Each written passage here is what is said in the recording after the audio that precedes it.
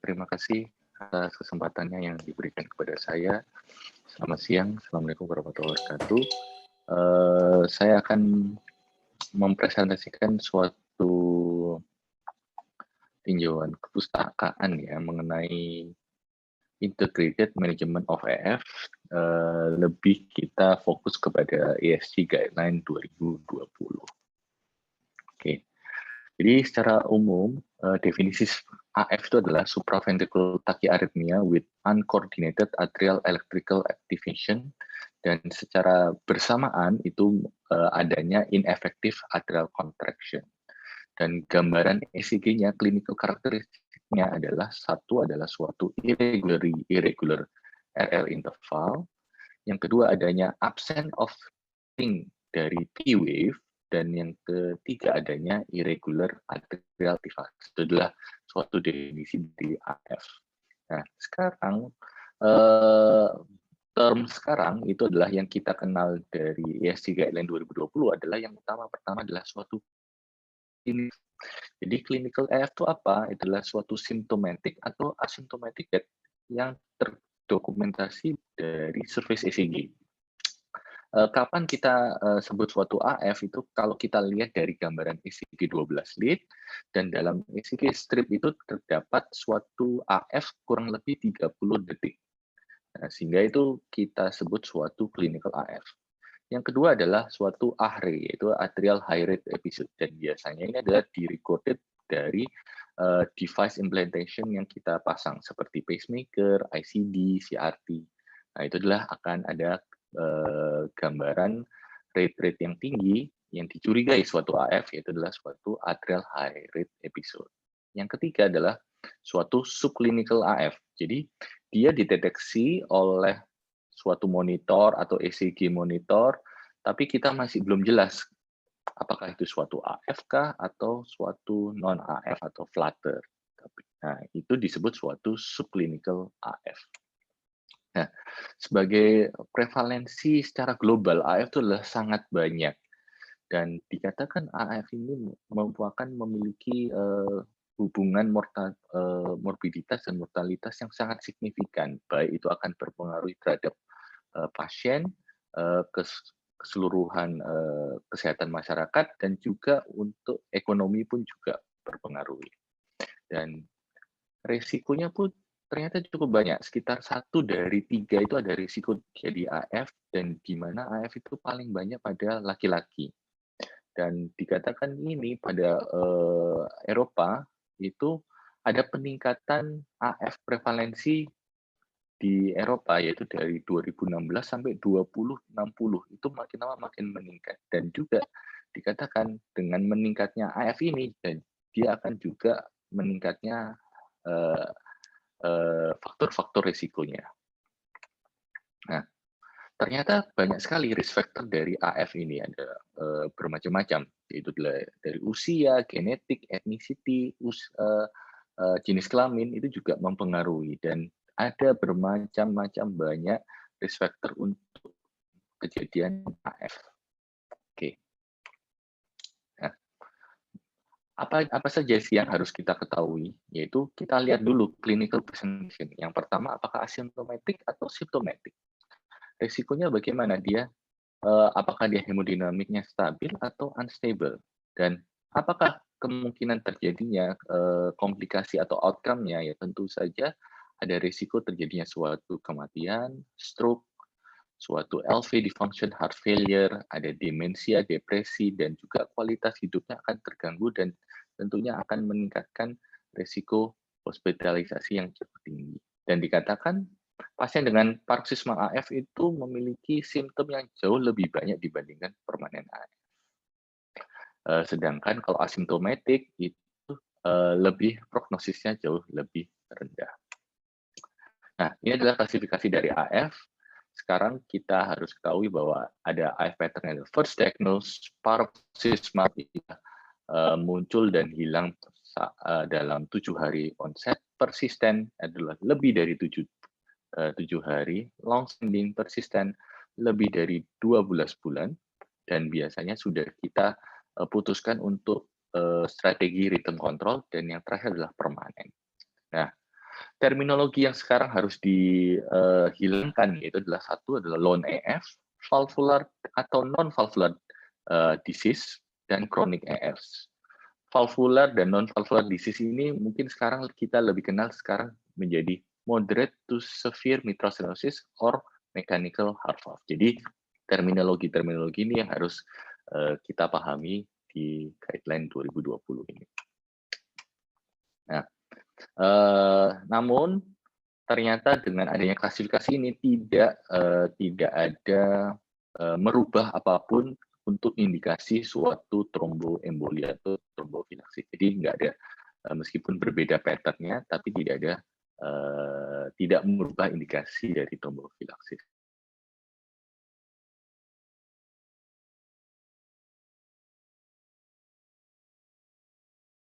Kita harus bisa melihat prevention dari stroke, kemudian adanya perubahan dari atrial remodeling, ada AF-related hemodynamic, dan ada atrial atau ventricular tachycardia induced cardiomyopathy, dan juga prevensi untuk morbiditas, hospitalization, dan mortalitas, dan tentunya reduction dari komplikasi yang didapatkan karena AF.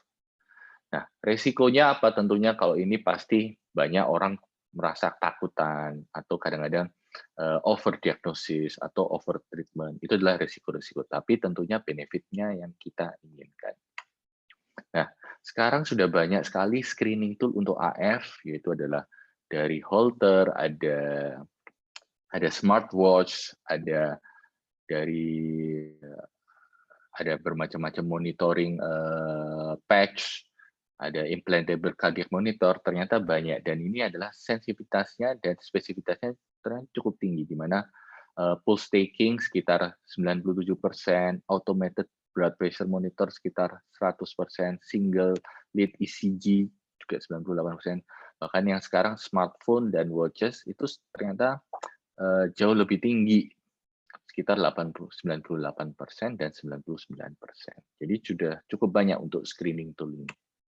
Nah, kita memerlukan suatu integrated AF management, yaitu adalah dari secara holistik dan patient center. Jadi dan itu berbagai macam multidisiplin tim itu yang harus ada di dalam situ.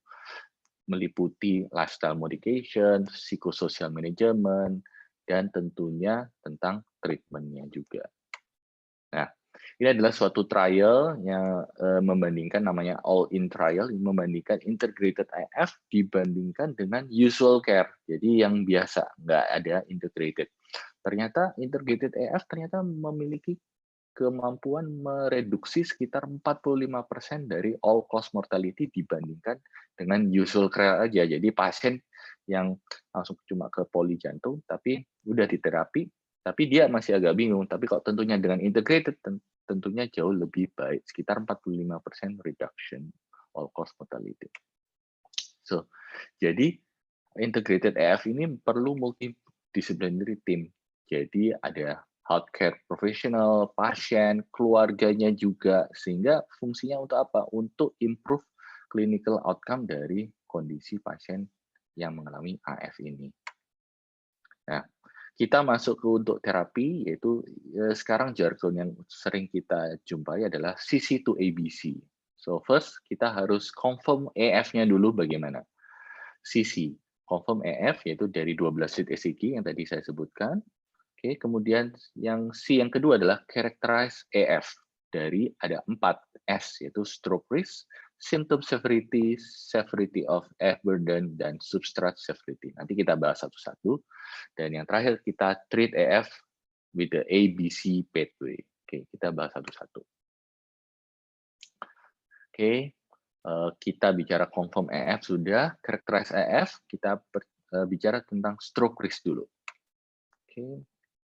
Kalau stroke risk bagaimana? Kita menggunakan, tentu saja kita tetap menggunakan CHEST to FAST score, di mana ini adalah suatu resiko untuk terjadinya tromboemboli, dan ini masih tetap kita gunakan untuk saat ini, yaitu dengan faktor resiko kongestif, hypertension, age 75 ke atas, diabetes, stroke, dan vascular disease, dan seks kategori dan usia di atas atau sorry maaf 65 hingga 74 tahun. Tentunya masih kita gunakan. Nah, kemudian kita lihat symptom severity dengan menggunakan apa? Kita menggunakan EHRA Symptom Scale. Nah, tentunya ini ada pembagiannya, yaitu adalah skor 1, 2A, 2B, 3, dan 4. Nah, kita lihat berdasarkan daily activity. Apakah daily activity ini terganggu tidak oleh simptom yang disebabkan oleh EF? Nah, kalau memang terganggu, tentunya dia resikonya jauh lebih jelek. Oke, ada lagi untuk quality of life ini, yaitu dengan EQ, 5D, and 5L. Ini adalah untuk kita melihat quality of life dari kondisi pasien yang mengalami AF ini. Dari sini nanti kita bisa lihat secara mobilitas bagaimana dia terganggu atau tidak. Dia pekerjaan yang daily activity itu dia terganggu atau tidak, ataukah ada kelainan atau ada nyeri atau ada depresi. Nah, itu kita bisa lihat dari simptom atau skor ini. Oke. Nah, kemudian kita lihat yang ketiga, S yang ketiga yaitu adalah severity OF burden. Yaitu F burden itu apa? Adalah define as keseluruhan waktu yang dari monitoring period itu apakah ada suatu AHRE atau subclinical AF, di mana itu adalah yang ada kecurigaan suatu AF atau tidak. Nah, gitu. Nah, sedangkan kalau yang benar-benar yang clinical AF tentunya ada risiko tinggi untuk suatu tromboemboli dan juga akan risikonya juga akan meningkatkan mortalitas. Nah, dan adanya AF lebih dari 6 jam dalam 1 minggu tentunya akan diasosiasikan ternyata meningkatkan risiko mortalitas dan terutama pada wanita. Oke. So, jadi modifikasi unhealthy lifestyle ini adalah hal yang sangat penting untuk menurunkan AF burden atau simptom tersebut, di mana dari guideline rekomendasinya adalah 1B.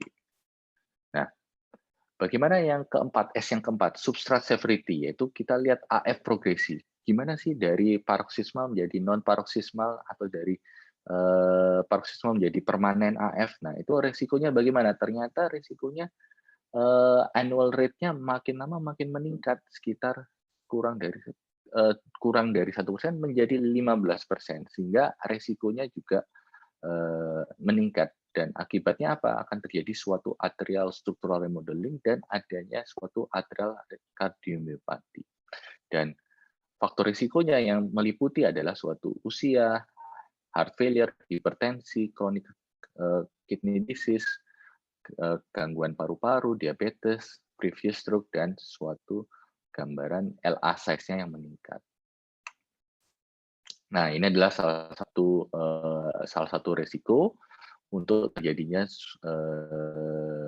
AF burden yang meningkat. Nah, harus apa yang kita lihat? Kita lihat apakah etiologinya bagaimana, LA volume-nya bagaimana, apakah ada atrial electrical atau mechanical dysfunction, atau bahkan ada suatu prothrombic state. Nah, tentunya kalau misalnya ada suatu atrial cardiomyopathy, ini akan berisiko untuk meningkatnya substrat dari AF tersebut, sehingga akan memperberat kondisi dari AF-nya. Nah, selain itu apa supaya kita ingin lihat left atrial remodeling atau left atrial cardiomyopathy ini dengan cara apa? Salah satunya dengan imaging modality, yaitu bisa kita lakukan suatu TEE atau TOE, transesophageal, cardiac CT, cardiac MRI, dan yang terakhir kita bisa lakukan suatu EP mapping. Jadi kalau misalnya gambaran ini, kalau kita lihat adalah anatomi bisa kita dapatkan pada TEE dan TOE. Kalau cardiac CT kita bisa lihat anatomi dan LA thrombus, sedangkan cardiac MRI tentunya hampir seluruhnya anatomi, struktur, function, dan LA thrombus bisa kita lihat. Dan yang terakhir adalah EP mapping, itu kita untuk melihat function. Jadi inilah gambaran-gambaran apa yang ingin kita dapatkan dari pemeriksaan penunjang ini.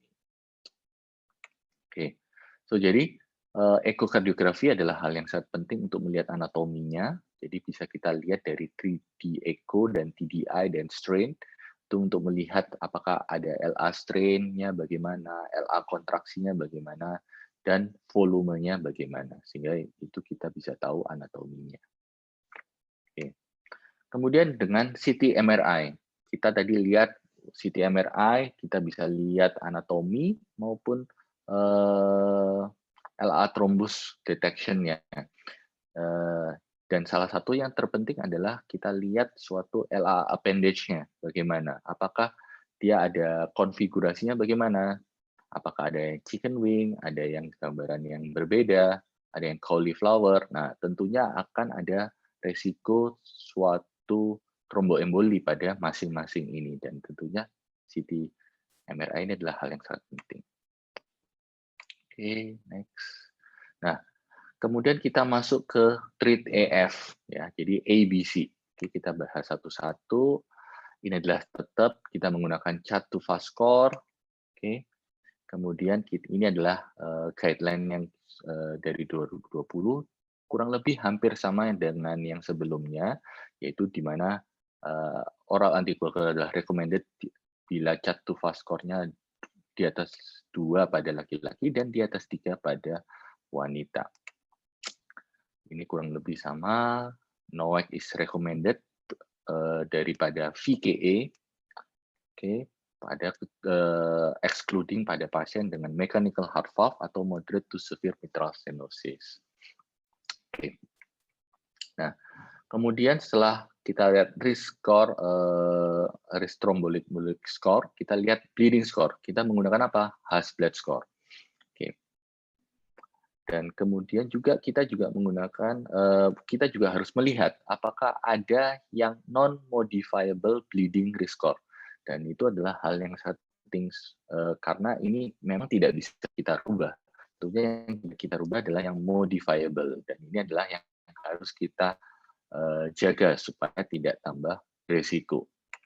Nah, tentunya dengan adanya bleeding risk score ini tidak menutup kemungkinan tetap kita bisa berikan suatu oral antikoagulan. Jadi dengan bleeding score yang tinggi itu tidak menutup kemungkinan kita tidak istilahnya kita tetap berikan suatu oral antikoagulan.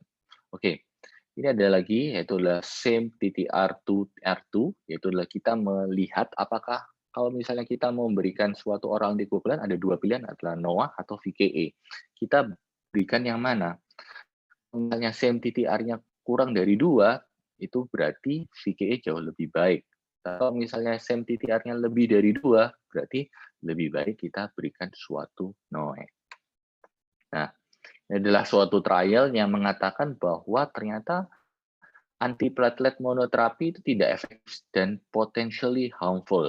Dari ACTIVE trial, yaitu clopidogrel dengan aspirin, tidak efektif terhadap warfarin. Kemudian atau ACTIVE-A trial, yaitu cuma clopidogrel dengan aspirin, dia lower rate sebetulnya, lower rate thromboembolic complication, tapi malah increase major bleeding, sehingga dari guideline tidak direkomendasikan untuk pemberian suatu dual antiplatelet atau monoterapi antiplatelet. Nah, bagaimana dengan L-occlusion, yaitu adalah non-pharmacological stroke prevention, makin lama makin banyak kondisi ini yang bisa kita lakukan, dan ternyata klasifikasinya atau rekomendasinya adalah 2B pada pasien-pasien yang kontraindikasi pemberian suatu oral antikoagulan. Ya, yang ada di Indonesia kurang lebih yang telah dilakukan di Jakarta, yaitu adalah Watchman dan Amulet. Dan ini dikatakan memang L-occlusion was non-inferior to VKA stroke prevention. Dan tetapi sekarang ini mulai banyak kita mulai gunakan untuk kondisi seperti ini pada pasien yang kontraindikasi suatu oral antikoagulan. Oke. So, jadi ini adalah bagaimana kita memberikan suatu oral antikoagulan, yaitu tetap dengan kita identifikasi, kemudian kita menggunakan chart to fast score, Hasbled.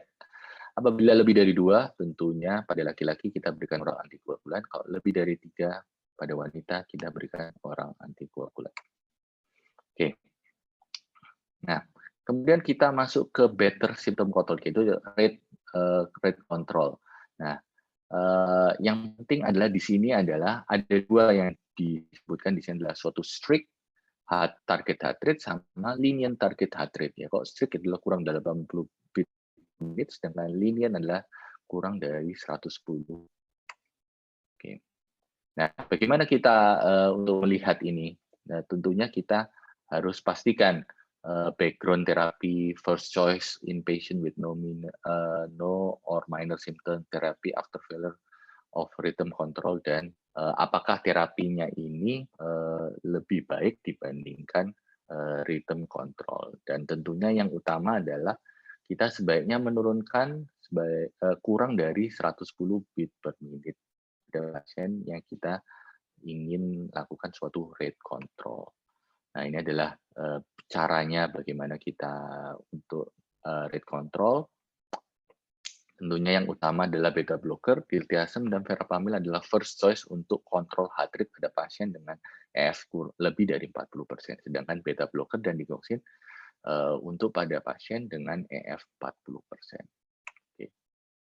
Nah, bagaimana tentang rhythm control? Rhythm control tentunya harus kita lihat dulu bagaimana apakah ada simptom atau tidak ada simptom. Tentunya kalau ada simptom kita planningnya tetap rhythm control. Dengan apa? Salah satunya bisa dengan kardioversi, anti-aritmia, atau suatu ablasi. Ini bukan algoritma bagaimana kita planningkan untuk suatu rhythm control strategi. Oke. Nah, tentunya kalau kardioversi kita lihat ternyata kardioversi memiliki rekomendasi yang cukup baik 1B pada pasien dengan symptomatic patient dengan persisten AF.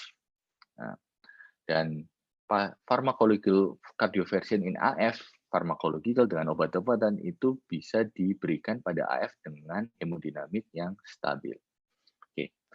Apa obat-obatnya untuk pharmacological? Itu salah satunya adalah amiodaron, flecainide, propafenone, fenakalan, dan ibutilib. Yang paling sering kita gunakan adalah salah satunya adalah amiodaron. Propafenone sebetulnya salah satu hal yang sangat bagus juga bisa kita berikan, dan dikatakan bahwa propafenone itu memiliki improve conversion better than other treatment. Jadi tentunya propafenone ini bisa diberikan untuk rhythm control. Nah, catheter ablation yang juga terpenting untuk rhythm control. Ini adalah hal yang sering kita jarang kita lakukan, tapi sebetulnya ini bisa kita lakukan suatu catheter ablation pada AF fibrillation. So, jadi bagaimana kita berikan lakukan suatu catheter ablation? Ya, kita lihat dulu kondisinya bagaimana. Kalau memang ternyata dia memilih untuk dilakukan catheter ablation adalah catheter ablation yang hal yang sangat bisa kita pikirkan. Kalau misalnya dengan obat-obat anti-arrhythmic drug tapi dia tidak bisa rhythm control, tentunya yang paling terbaik adalah suatu catheter ablation, di mana rekomendasinya adalah kelas 1. Ini adalah rekomendasi dari AF catheter ablation. Kita lanjut saja. Nah, tentunya dengan rhythm control ini harus juga kita melihat risk factor yang lain. Hipertensi, physical activity, OSA, alkohol, hiperlipidemi, smoking, berat badan, dan kontrol gula darah adalah hal yang terpenting untuk meningkatkan outcome dari kateter ablasi ini. Oke. Tentang long rhythm control, tentunya ada obat-obatan yang tersedia di sini memang untuk saat ini adalah amiodaron, dan yang kedua ada propafenone. Itu juga bisa kita berikan sebagai long term rhythm control therapy. Nah, yang terakhir yang C yaitu adalah komorbiditas dan risk factor. Jadi ada dua yang terpenting yaitu primary prevention OEF dengan cara kita memperbaiki risk factor-nya, tentunya supaya mencegah tidak terjadinya suatu LA remodeling dan AF development. Yang kedua, kita juga harus lakukan suatu secondary prevention EF dengan cara lifestyle modification, kita dengan obat-obatan, rate control, anti-arrhythmia drug, catheter ablation dan surgery tentunya untuk mencegah tidak terjadinya suatu AF outcome yang jelek seperti ini. Dan yang terpenting juga adalah suatu lifestyle modification itulah yang terpenting, yaitu obesitas reduction, exercise yang reguler, kemudian reduction dari alcohol use, itu itulah hal yang sangat penting. So, jadi sebagai take home message adalah meskipun adanya banyak manajemen dari atrial fibrilasi dan ini adalah suatu risiko terbesar untuk terjadinya suatu stroke, heart failure, sudden death, dan morbiditas kardiovaskuler di dunia, tapi diperlukan suatu integrated AF management karena ini bisa memperbaiki secara keseluruhan, baik itu lifestyle, treatment, dan terapinya juga. Saya rasa itu saja dari saya. Terima kasih. Assalamualaikum warahmatullahi wabarakatuh.